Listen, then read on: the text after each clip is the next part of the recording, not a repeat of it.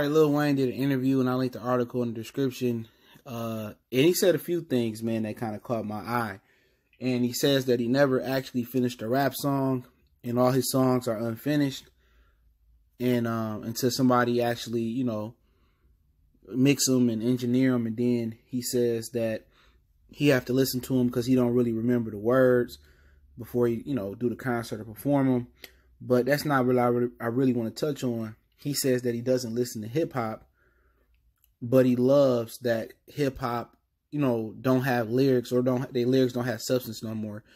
I'm paraphrasing that, but we back. Goodfellas Sports TV. Make sure you hit that subscribe button, bell icon button, share the video, and yeah, man. He says that he doesn't listen to hip hop. He says he listens to Tech Nine, but if you consider that hip hop, Nirvana, Blink 182, and stuff of that nature, he says that he don't listen to it other than his own stuff. So, you know, as you mature, you don't listen to the stuff you used to listen to.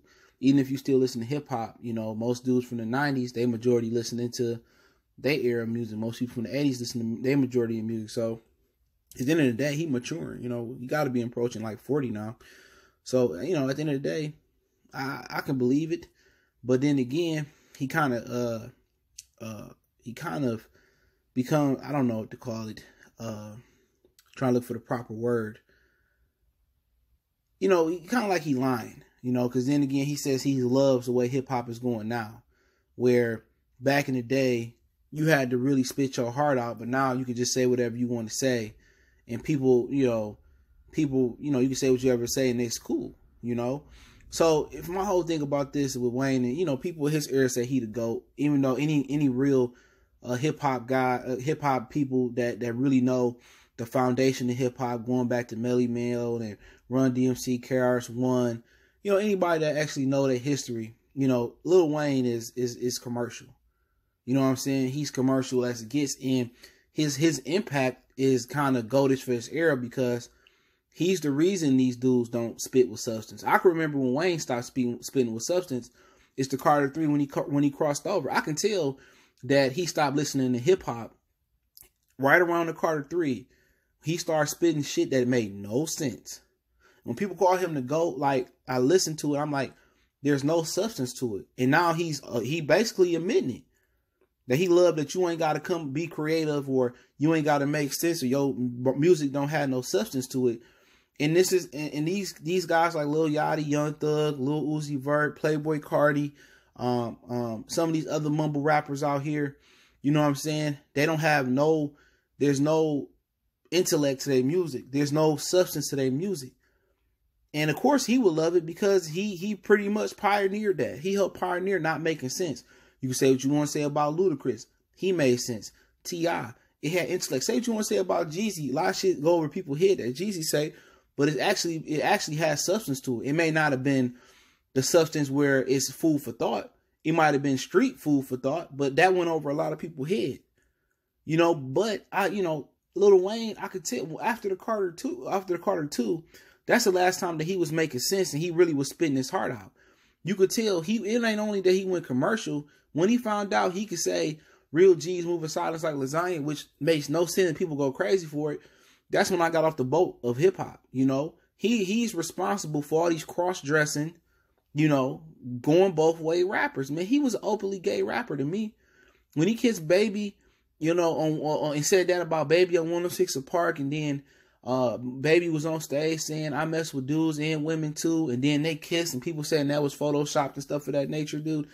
He is definitely responsible, has a grunt of the responsibility for the demise and the deterioration of hip hop and rap in general.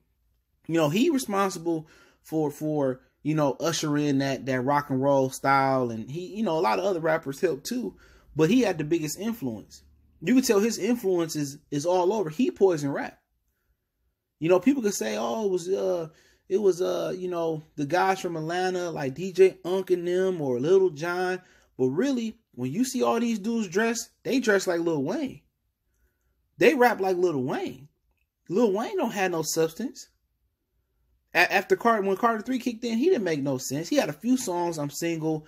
He'd tune in and tune out there. It seemed like he kind of made some sense, but for the most part, other than some straight songs he had, You know what I'm saying? He had some songs in between there and there. But the Carter 3 was the turning point for rap where, you know, you didn't have to be lyrical no more. Lyrics weren't a premium no more. You could just say, if it was cool to say flip flop, Gucci rip wop, you know, people don't care what you're saying. You know, and that's where I got off the boat at in hip hop. I bought Carter 3 by Lil Wayne. That was the year I graduated. I bought it. And I didn't like that shit. I don't even know what happened till I see somebody probably stole out the car. You know, I wouldn't have cared, but for him, I couldn't relate to what he was talking about at that point. But his influence is very, very goldish for this era. You know, because all these rappers dress like him, sound like him, and they share the same sexual preferences as him. I don't care what nobody say, man. You don't kiss another man on his lips and then say you not gay, nigga, you gay. And he said some shit about ain't nobody mess with baby, but you on 106 apart. Come on, bro. So at the end of the day, when people say the South messed up hip hop, they ain't lying. Because when the East and the West had it, when the Midwest was doing their thing, it was all cool. And I ain't talking about 8 Ball, MJG, and 3-6 and UGK. They had substance. They was kind of like Jeezy. They had street stuff. A lot of shit they was saying was going over niggas from the Midwest, the West, the East Coast. It was going over our head until we learned the lingo. Like Scarface, like the real dude, even like Lil Flip. You know what I'm saying? But Lil Wayne, man, he could have took rap a whole different way. But, you know, at the end of the day, he chose to poison it. You know, and still broke. Until baby had to pay him. But hey, let me know what you guys think. I'll link the article in the description. Got the video in there as well too. Don't forget we on Facebook, Instagram, Twitter. Reach out to the email if you got business, question, inquiry, sponsorship, or video requests. Keep sharing the videos. Appreciate the love, support. Want to make a donation? That link's in the description. Best way to donate, share the video. And check out the music entertainment playlist. More videos like this. One time for the one time we gone.